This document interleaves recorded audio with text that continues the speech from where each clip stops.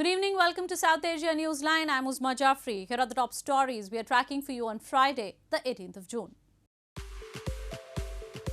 Indian PM Modi launches crash course program to train COVID-19 frontline workers. Pakistan's opposition leader slams government in parliament, says budget is fake.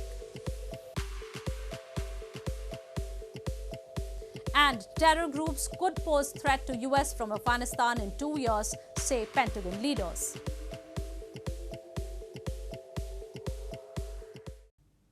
And now for all the details. Indian Prime Minister Narendra Modi on Friday launched 6 crash course programs to train and upskill around 100,000 frontline workers across the country to help fight the COVID-19 pandemic. Speaking on occasion, PM Modi urged people to remain cautious, stressing that the virus is still amongst us and the possibility of it mutating is also there. Indian Prime Minister Narendra Modi on Friday launched a customized crash course program for COVID-19 frontline workers, which aimed to skill and upskill over 100,000 COVID warriors across the country. The training will be imparted to COVID warriors in 6 customized roles: home care support, basic care support, advanced care support, emergency care support, sample collection support, and medical equipment support. Speaking at the occasion, Prime Minister Modi urged people to remain cautious, stressing that the virus is still amongst us and possibility of it mutating is also there. ये virus हमारे बीच अभी भी है और जब तक ये इसके म्यूटेट होने की संभावना भी बनी हुई है, इसलिए हर इलाज, हर सावधानी के साथ साथ आने वाली चुनौतियों से निपटने के लिए हमें देश की तैयारियों को और ज्यादा बढ़ाना होगा. He also said the government is committed to providing free COVID vaccination for everyone starting June 21. The program comes at a time when the medical experts have warned that the third wave of coronavirus infections is likely to hit India by October.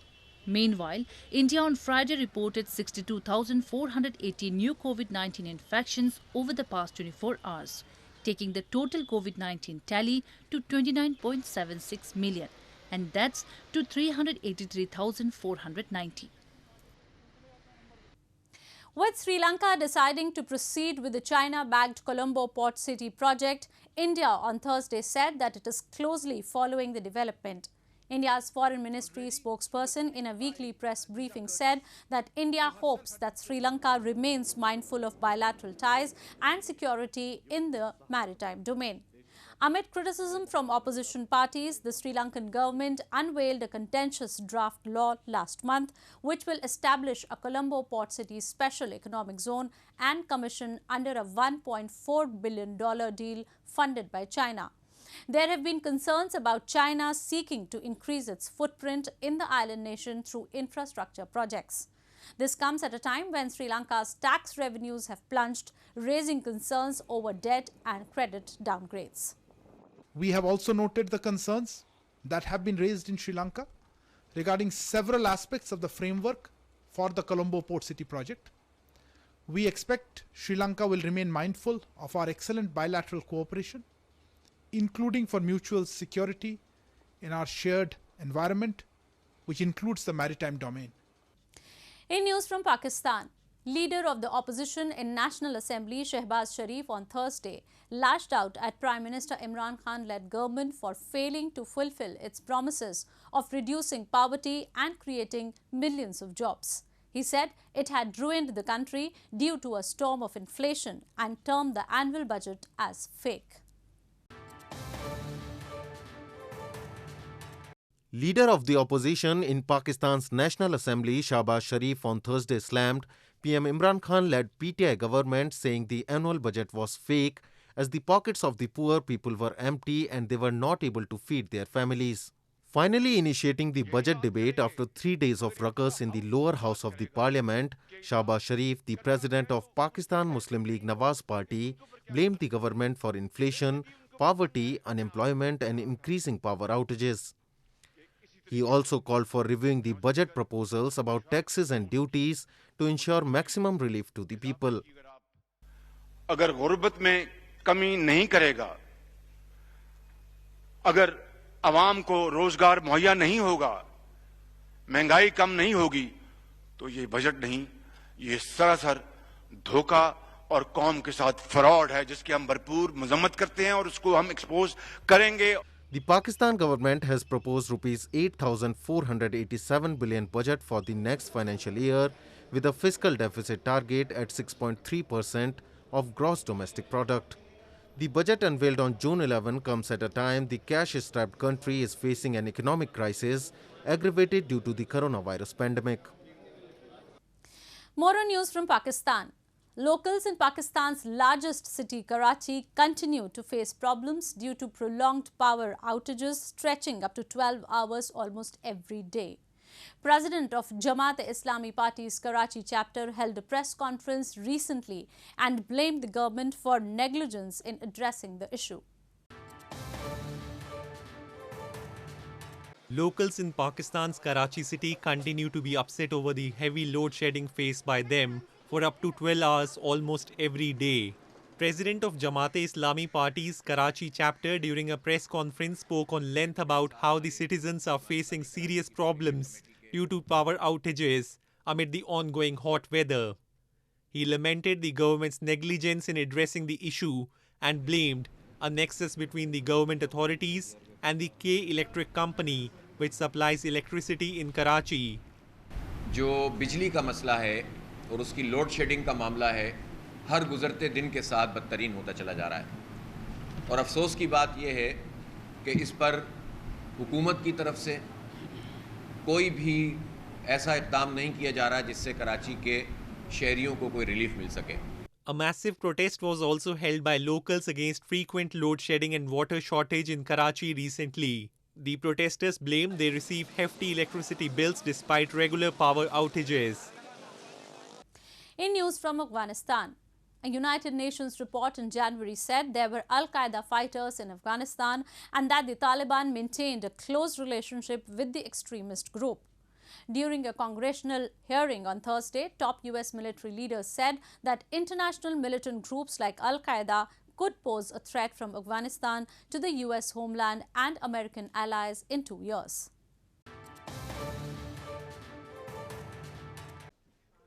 Top US military leaders said on Thursday that international militant groups like Al-Qaeda could pose a threat from Afghanistan to the US homeland and American allies in 2 years.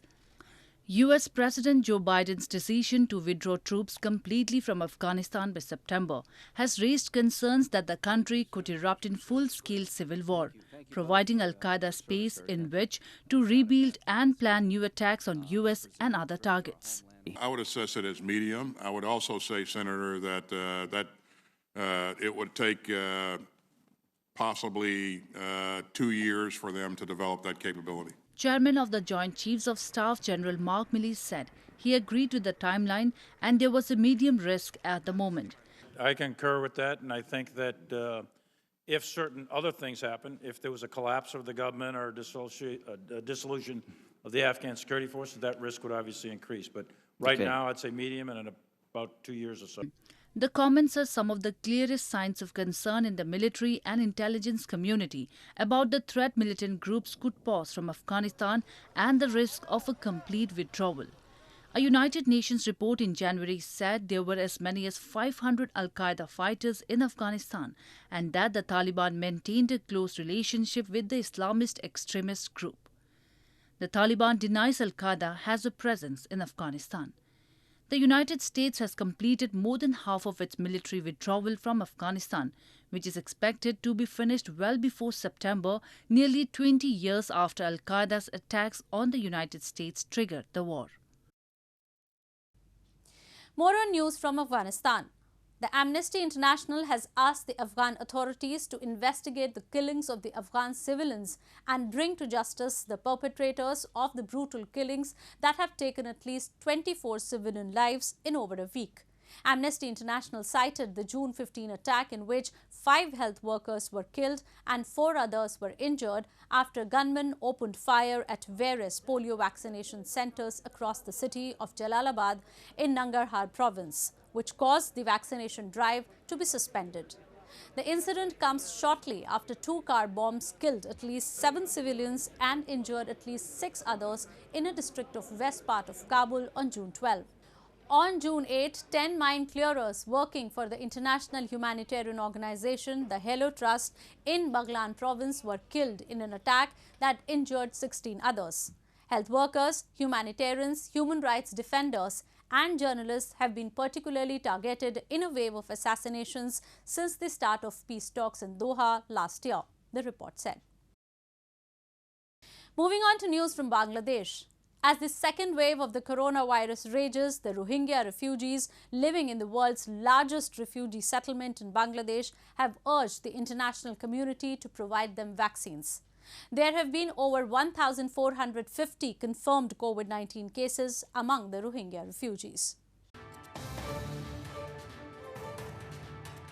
As the risk of COVID-19 infections and fatalities continue to run high, Rohingya refugees in the South Asian nation of Bangladesh have called for coronavirus vaccines to be arranged for them at the earliest. Vaccines are yet to reach these people, and local authorities have been left to rely solely on strict lockdown measures to prevent rising infections. Meanwhile, people were seen getting swab tests at a field hospital earlier this week. There have been 1,452 confirmed COVID-19 cases among Rohingya refugees and displaced Myanmar nationals in Cox's Bazar, amongst the total cases of 841,087 in Bangladesh. এখন দুনিয়ার মাঝে COVID-19 corona virus দাসে বেকলা সারা ফুরি গিয়ে এখন বাংলাদেশে তো চলের আর রোহিঙ্গা রিফিউজি ক্যাম্পের মাঝে 19 জন পর্যন্ত মরি গিয়ে বলে শুনির এখন দাসে কোয়ারেন্টাইনের মাঝে আছে হতে শুনির তেতলা দাসে দুনিয়ার মাঝে ইলা ভ্যাকসিনেশন বেকলা মারের এনিলা আর রোহিঙ্গা রিফিউজি ক্যাম্পের মাঝে দাসে জলদি তো জলদি ভ্যাকসিনেশন মারিয়ার দাসে আর কোভিড-19 এর ডর তো দাসে বাইতে বলে আঙ্গুরি দিলাম দাসে বেশি বেহতর হবো. Nearly 1 million Rohingya are living in camps in the border district of Cox's Bazar since fleeing a military crackdown in Myanmar's Rakhine state nearly 4 years ago. The Bangladesh government has also sought COVID-19 vaccines for Rohingya refugees from the United Nations and other donor agencies. Bangladesh's vaccination drive suffered a blow after India, the world's biggest vaccine maker, curbed exports to meet surging demand. Authorities in India's Jammu and Kashmir felicitated Kashmiri youths on Thursday who summited the Mount Everest earlier this month. The team faced 2 back-to-back storms during their summit but finally managed to summit the world's highest mountain, braving all odds. Authorities in India's Union Territory of Jammu and Kashmir felicitated Kashmiri youths on Thursday who summited the Mount Everest earlier this month against challenging weather odds. The expedition was a joint effort of Srinagar-based Jawahar Institute of Mountaineering and Winter Sports, Uttarakhand's Nehru Institute of Mountaineering and the Indian Army. The Kashmiri men who scaled the world's highest mountain belonged to a humble background. It was for the first time in India that 2 national mountaineering institutes collaborated for such an expedition. इस बार क्या हुआ कि जब मौसम खराब हुआ हमारी team जो है कंटिन्यूअसली फ्रॉम 21 टिल 2 जून लगभग 10 दिन उस ऑल्टीट्यूड पे रहे. तो ऑल्टीट्यूड की वजह से नेचुरली जो बॉडी है आपकी वीकनेस शुरू हो जाती है, but the team was tough minded, tough core. तो हम वहाँ डटे रहे क्योंकि हमने अपने स्टेट का नाम ऊंचा करना था, अपनी कंट्री का नाम ऊंचा कर. The team faced 2 back-to-back storms during their summit in late May because of 2 cyclones on the Indian mainland. The team finally managed to summit the Everest on June 1 against all odds as many teams returned to base camp waiting for the weather to clear. Well, that's all we have for you from South Asia this evening. Now our viewers can watch the show on southasianewsline.com. You can also visit us on facebook.com/SAsiaNewsline and follow us on Twitter @SAsiaNewsline. That's all in tonight's edition. We will see you same time next week. Have a great weekend. Good night.